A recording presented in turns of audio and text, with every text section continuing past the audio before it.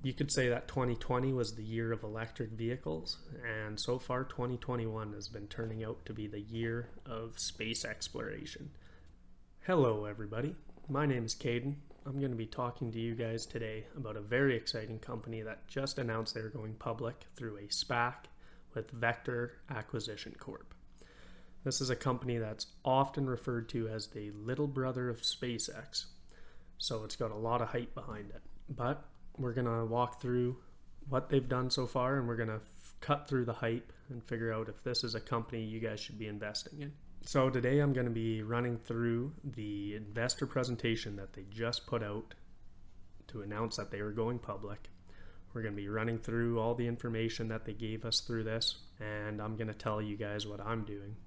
If I'm buying this company, if I'm waiting to see what it does, or what. So without further ado, let's get right into this. So this is a company that is based out of New Zealand and also with some operations in the United States. And Peter Vacq, he's been the founder, CEO. He's the spokesperson for the company. He's a really good spokesperson, actually. This is something that's actually pretty incredible. In the history of spaceflight, only 2 private companies have delivered regular and reliable access to orbit. That's Rocket Lab and SpaceX. And only one of those is investable right now. And that's why we're so interested in it. You know, it's always great to see that a company is vertically integrated, which means that they are essentially their own supply chain.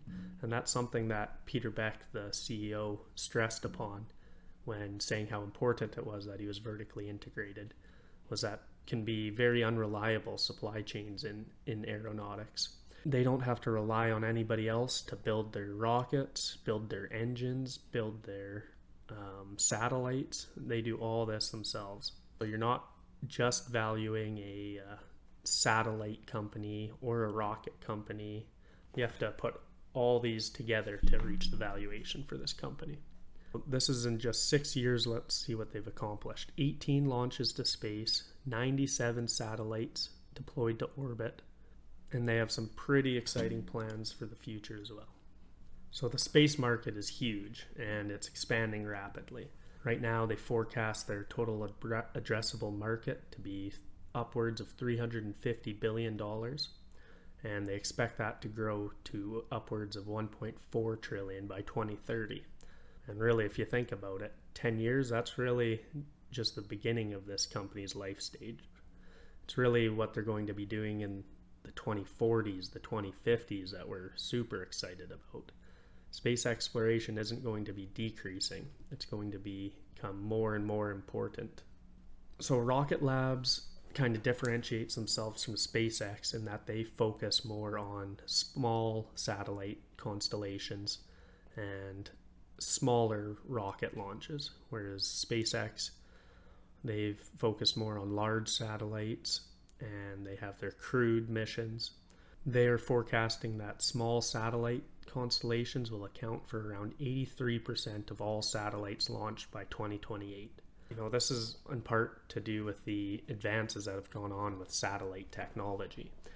You know, the satellite that used to be huge can now be condensed into a much smaller form factor. So you don't need as large as satellites anymore. And then they go on to also mention that they have significant potential for value-added services, thinking that they manufacture these satellites. They can also provide the data management and analytics for them. So think of like a Black Sky type of company that's also just recently merged with a Spac. We really like to see this. They're on the cutting edge of technology. They don't just copy what other companies are doing. They are pioneering new things. So they have the first 3D printed rocket engine, which I'd be interested to see. I bet they're able to churn out those engines much faster than traditional manufacturing. They could potentially do it on site if they just have the one 3D printer. Unique kick stage enabling in-space transportation. So again, this is kind of like Momentous that has just gone public through a SPAC as well. So it's interesting to see that this company, it's almost 3 SPACs put into one. They've got their space transportation business, just like Momentous. They've got a satellite launching business, just like SpaceX or Virgin Orbit. They've also got the potential for data analytics well on down the road, kind of like Black Sky. And the first private interplanetary mission, so they have a plan to go to Venus later in this decade. Like we were saying earlier, vertical integration is key. It means they're in charge of their own destiny. They're not going to have a supply chain issue that shuts down their production. It's still possible, but it's less likely. So it's pretty nice, actually. If you look here, they've got several different sites that they can launch on 2 different continents. So their first initial launch complex is in the North Island of New Zealand. And then they also have one on the east coast of the United States.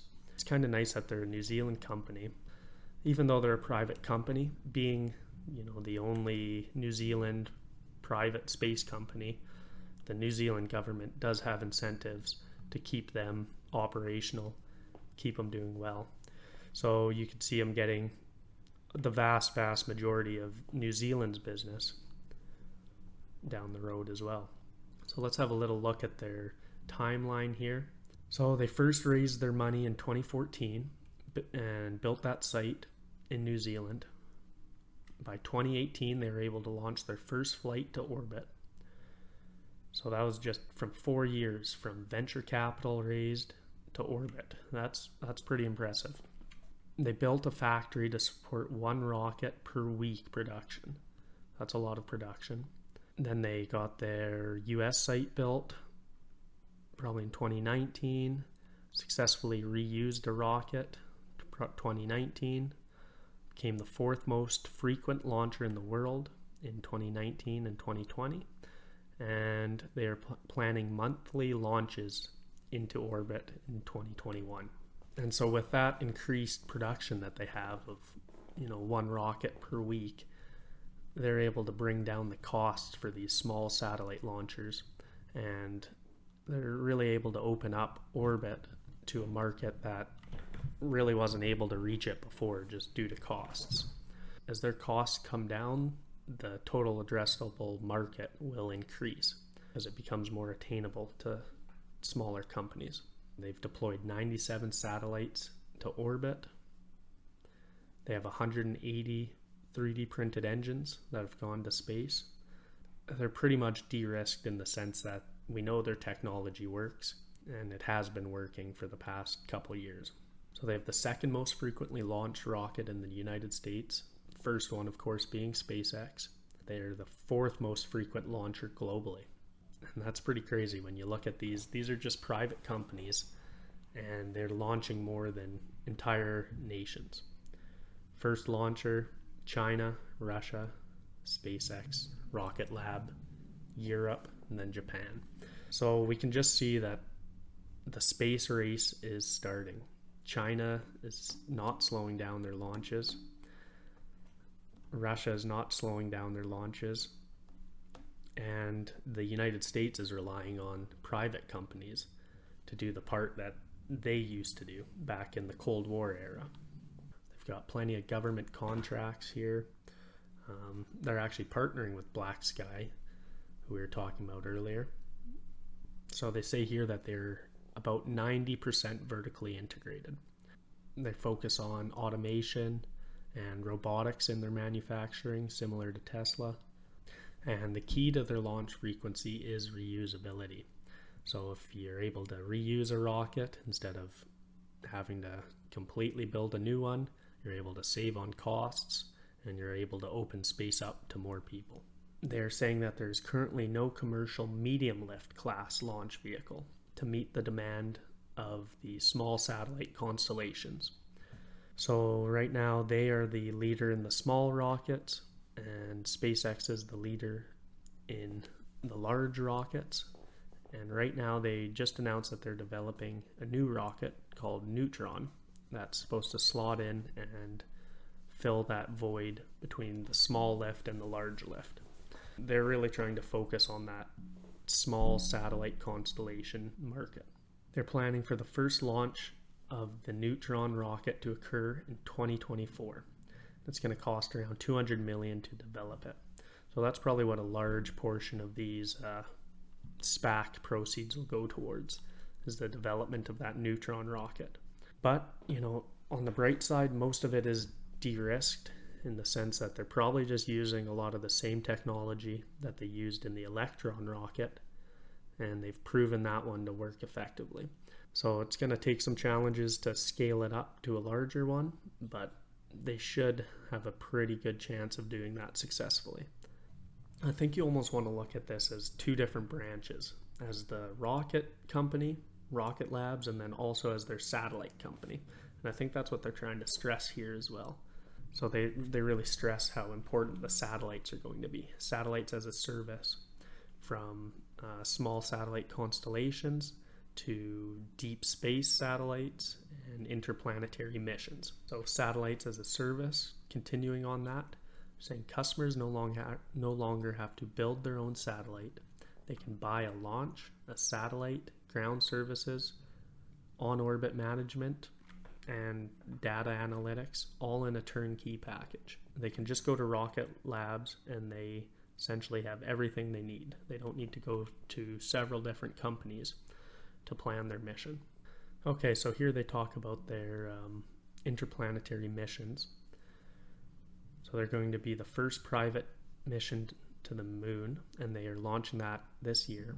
In 2023, they're going to be sending their private satellite and rocket to Venus. And in 2024, they're planning one to Mars to study the atmosphere. Existing Rocket Lab shareholders are going to hold 82% of the company. PIPE investors are going to hold 10%. Spac investors will have 7%. The transaction is going to result in $745 million of cash to the balance sheet. It comes in at an enterprise valuation of $4.1 billion, which is supposedly 5.4 times 2025 revenue. So their current active pipeline consists of $2.2 billion. They're projecting $69 million this year, $176 million next year, and then that rapidly increases all the way up to $1.5 billion in 2027. And it's important to remember these are just projections. So it could come shy of this, it could come well in excess of that. Yeah, I mean, just look at this. Virgin Galactic still has an $8.4 billion valuation. So they're coming in at about half the price of Virgin Galactic. And if you ask me, they're twice the company. They've had much more success.